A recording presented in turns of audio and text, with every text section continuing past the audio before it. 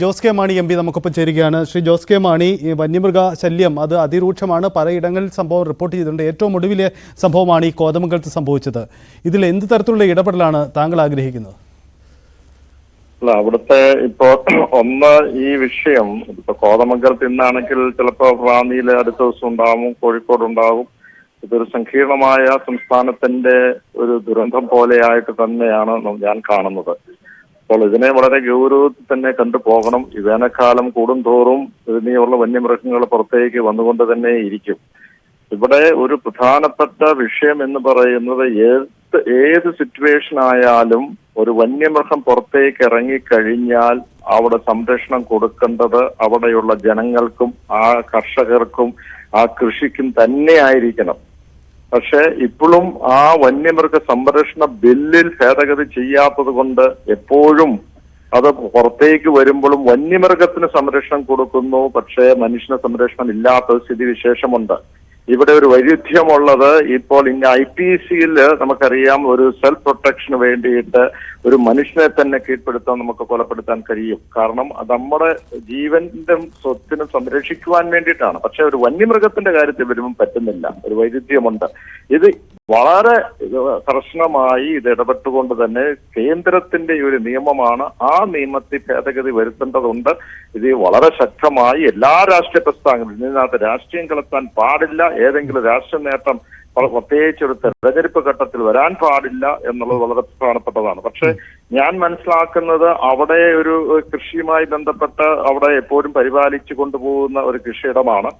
അവിടെ ആ കൃഷിയിടത്തിലെ കർഷകന്റെ ആ ആവശ്യം വളരെ ന്യായമായിട്ടൊരു കാര്യമാണ്. ആ കർഷകന്റെ താല്പര്യം സംരക്ഷിച്ചുകൊണ്ട് തന്നെ വേണം എന്താണ് നടപടി എന്നുള്ളത് നമുക്ക് നോക്കേണ്ടതാണ്. അതോടൊപ്പം തന്നെ മറ്റൊരു കാര്യം, ഇപ്പോൾ കിണറ്റിൽ വീണിരിക്കുന്ന ആനയെ അത് സാധാരണ രീതിയിൽ മയക്കുവെടി വെച്ച് അതിനെ ഒരു കൂട്ടിലിറക്കിയാണ് വേണ്ടത്. വീണ്ടും ഇതിനെ പിടിച്ച് കാട്ടിലേക്ക് വിട്ടാൽ വീണ്ടും തിരിച്ച് നാട്ടിലേക്ക് തന്നെ വരും.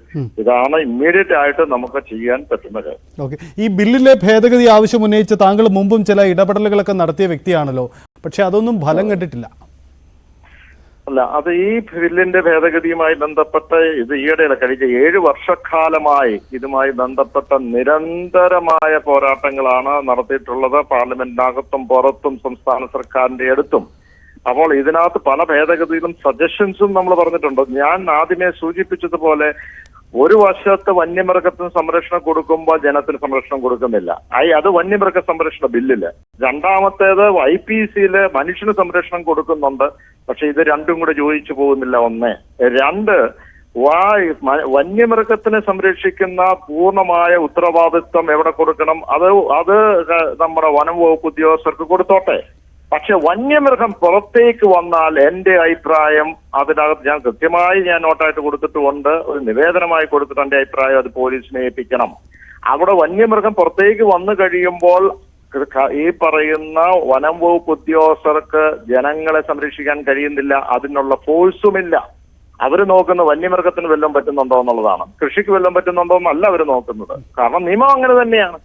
അപ്പോൾ അത് പോലീസിനെ ഏൽപ്പിക്കണം. അപ്പൊ നമുക്ക് ട്രാൻസ്പോർട്ട് ഡിപ്പാർട്ട്മെന്റിൽ നമുക്കറിയാം, ട്രാൻസ്പോർട്ട് മിനിസ്ട്രിയില് അവിടെ നമുക്കറിയാം, ആ ട്രാൻസ്പോർട്ട് മിനിസ്ട്രിയാണ് വാഹനവുമായി ബന്ധപ്പെട്ട സ്പീഡിങ്ങിന്റെ കാര്യത്തിലും ലൈസൻസിന്റെ കാര്യത്തിലും ഒക്കെ ചെക്ക് ചെയ്യേണ്ടത് ട്രാൻസ്പോർട്ട് ഡിപ്പാർട്ട്മെന്റ് ആണ്.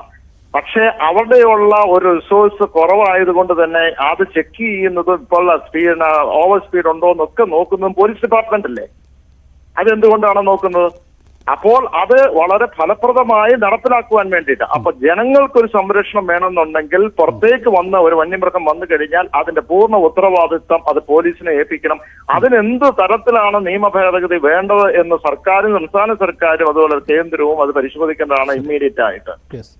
എന്തായാലും വളരെ നന്ദി ഞങ്ങളോട് പ്രതികരിച്ചത്. താങ്കളുടെ ആവശ്യം അങ്ങനെയാണ്. കാരണം വന്യമൃഗങ്ങൾ വനാതിർത്തിക്ക് പുറത്തേക്ക് കടന്നു വന്നാൽ, ജനവാസ മേഖലയിലേക്ക് കടന്നു വന്നാൽ അവിടെ പോലീസിന് കൂടുതൽ അധികാരം കൊടുക്കുന്ന ഇടപെടൽ ഉണ്ടാവണം. ജനങ്ങൾക്ക് കൂടുതൽ പ്രയോറിറ്റി നൽകണമെന്നതാണ്. ആജ്ഞ രവീന്ദ്രൻ തുടരുന്നുണ്ട്. ആജ്ഞ, അവിടുത്തെ സാഹചര്യങ്ങൾ അത് ലഘൂകരിക്കപ്പെട്ടോ? എന്താണിപ്പോൾ? ഇപ്പോഴും സംഘർഷ സാധ്യതയുണ്ടോ അവിടെ?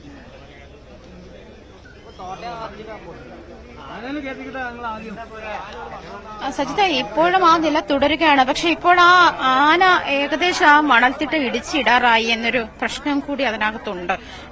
ഈ ചർച്ചയിൽ ഒരു സമവായം ഇതുവരെ ആയിട്ടുമില്ല. എസ് പിയും DFOയും മറ്റേ ഈ വനം വകുപ്പ് ഉദ്യോഗസ്ഥരും ചേർന്ന് നമ്മുടെ ഈ സ്ഥലമുടമയുമായി ചർച്ച പുരോഗമിക്കുകയാണ്. പക്ഷെ അദ്ദേഹം ഇതുവരെ വഴങ്ങിയിട്ടില്ല എന്ന് വേണം മനസ്സിലാക്കാൻ. ഇവിടെ ആളുകളും പ്രകോപിതരാണ്.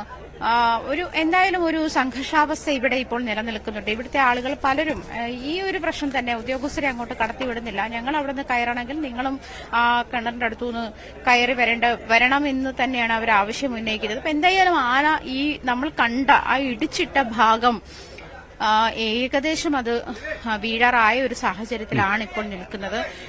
ഇതിനകത്ത് ഉടൻ സർക്കാരിന്റെ ഭാഗത്തുനിന്ന് അല്ലെങ്കിൽ ഈ ചർച്ച നടത്തുന്നവരുടെ ഭാഗത്തുനിന്നും ഉടൻ തീരുമാനം ഉണ്ടായില്ലെങ്കിൽ ചിലപ്പോൾ കൂടുതൽ ഗുരുതരമായ അവസ്ഥയിലേക്ക് അത് പോകുന്ന ഒരു സാഹചര്യം കൂടി ഉണ്ട്. എന്തായാലും ജനങ്ങൾ അങ്ങേയറ്റം പ്രകോപിതരാണ്.